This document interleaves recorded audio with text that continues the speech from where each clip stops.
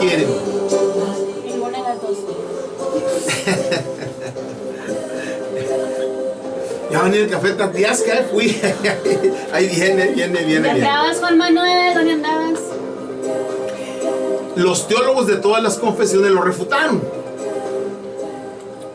Contradecir el tercer versículo del capítulo 22 del Evangelio de San Lucas, que no viene en el cuento, pero ¿qué dice el tercer versículo del capítulo 22 del Evangelio de San Lucas? Dice: y entró Satanás en Judas, por sobrenombre Iscariote, el cual era uno del número de los 12.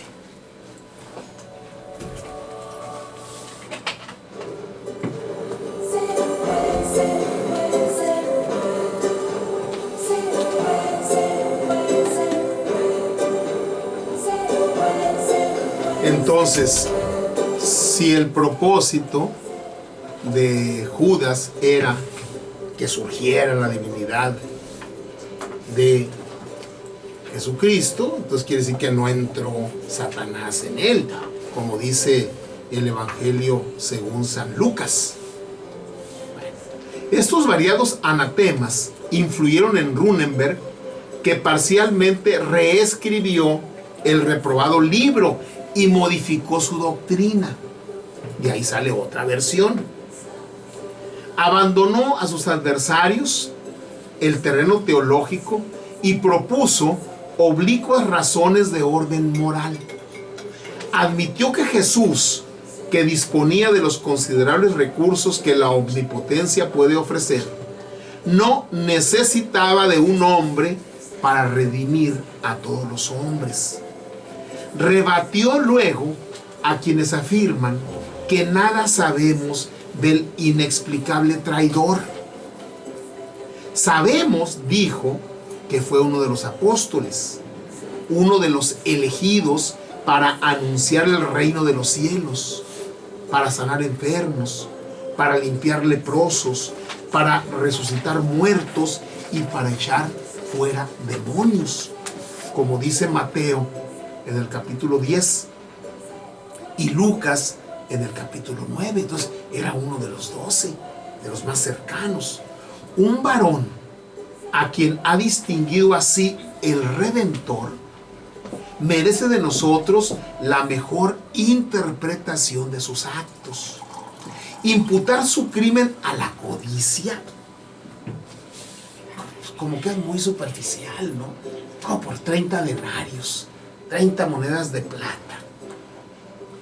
Imputar su crimen a la codicia, como lo han hecho algunos, alegando lo que escribió Juan, el Evangelio según San Juan, capítulo 12, versículo 6, es resignarse al móvil más torpe. Por codicia, entregar al Hijo del Hombre, por codicia. Niels Runeberg propone el móvil contrario, un hiperbólico y hasta ilimitado ascetismo.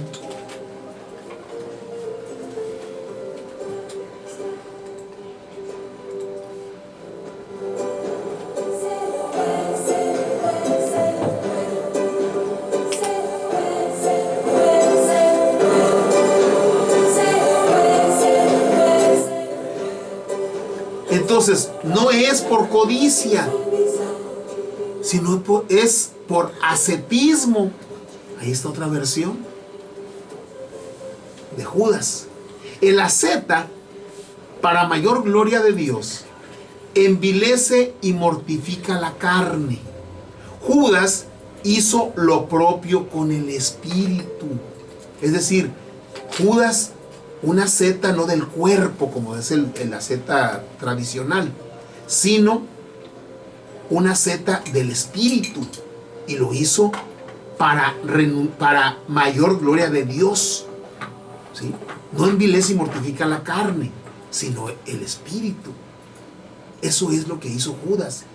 Renunció al honor, al bien, a la paz, al reino de los cielos, como otros, menos heroicamente, renuncian al placer.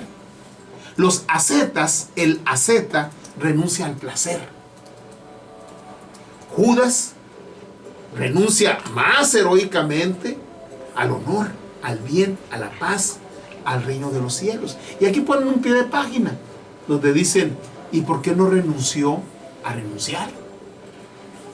¿O por qué no renunció a renunciar a renunciar? Jugando con los espejos, el gran Borges.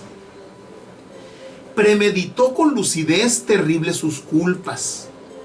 En el adulterio suelen participar la ternura y la abnegación. En el homicidio, el coraje. En las profanaciones y la blasfemia, cierto fulgor satánico. Judas eligió aquellas culpas no visitadas por ninguna virtud. El abuso de confianza, como escribiría el apóstol San Juan, y a la delación. Obró con gigantesca humildad. Se creyó indigno de ser bueno. Pablo ha escrito, el que se gloria, gloríese en el Señor. Judas buscó el infierno porque la dicha del Señor le bastaba. Pensó que la felicidad, como el bien, es un atributo divino y que no deben usurparlo los hombres.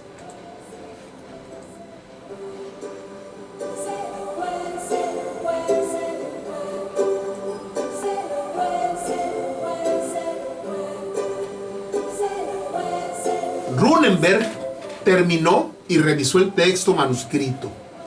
Casi 2 años transcurrieron sin que lo entregara a la imprenta.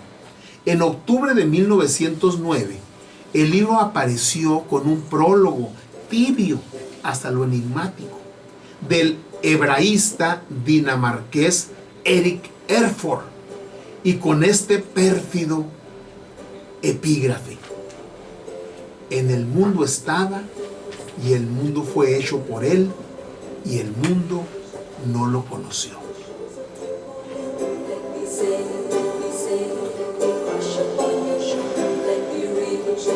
Que es una cita del Evangelio de San Juan, capítulo 1, versículo 10. Y en el 11 dice, a los suyos vino y los suyos no lo recibieron. El argumento general no es complejo, si bien la conclusión es monstruosa. Dios, arguye Niels Runenberg, se rebajó a ser hombre para la redención del género humano. Cabe conjeturar que fue perfecto el sacrificio obrado por él, no invalidado o atenuado por omisiones. Limitar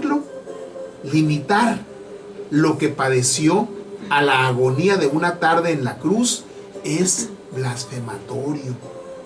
Afirmar que fue hombre y que fue incapaz de pecado encierra contradicción, dice Niels Runenberg, este autor imaginario de Borges.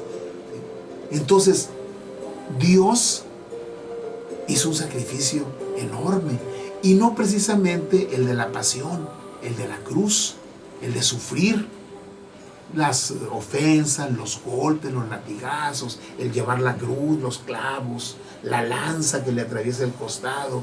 No, dice, limitar lo que padeció a la agonía de una tarde en la cruz es blasfematorio. Afirmar que fue hombre y que fue incapaz de pecado es una contradicción, porque pecado y humanidad teológicamente van de la mano. El mismo Jesucristo dice, cuando le pregunta a sus discípulos, ¿quién merece ir al cielo? No hay nadie que lo merezca. Quien va a ir va a ser por una concesión de la gran misericordia del Padre, porque todos pecaron En una de las cartas, creo que a los Corintios, dice San Pablo, dice, puesto que todos, en Romanos dice, puesto que todos pecaron, están destituidos de la gloria de Dios. Entonces, hagas lo que hagas, no puedes lavar los pecados que has cometido. Entonces, si Dios se hizo hombre en la figura de Jesús y no pecó, entonces no fue enteramente humano.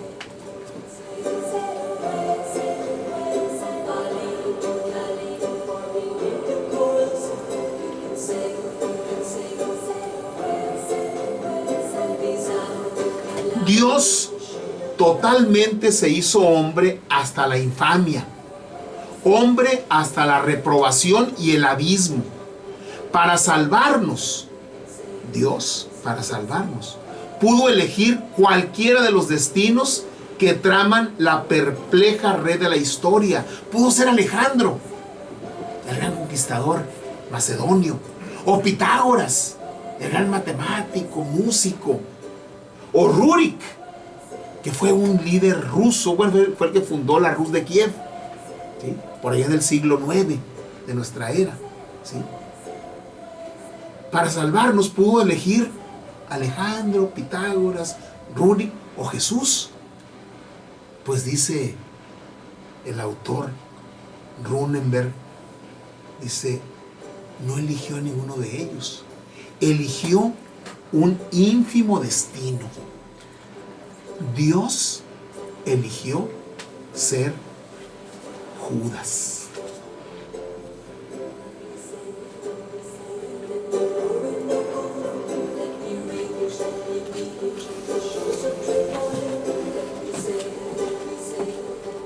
Tomamos nuestro separador, lo colocamos y vamos a escuchar la tercera presencia musical de José José. ¿Eh? ¿No? Bueno, hemos programado para usted con José José, El amor acaba. Disfruten. Librérate.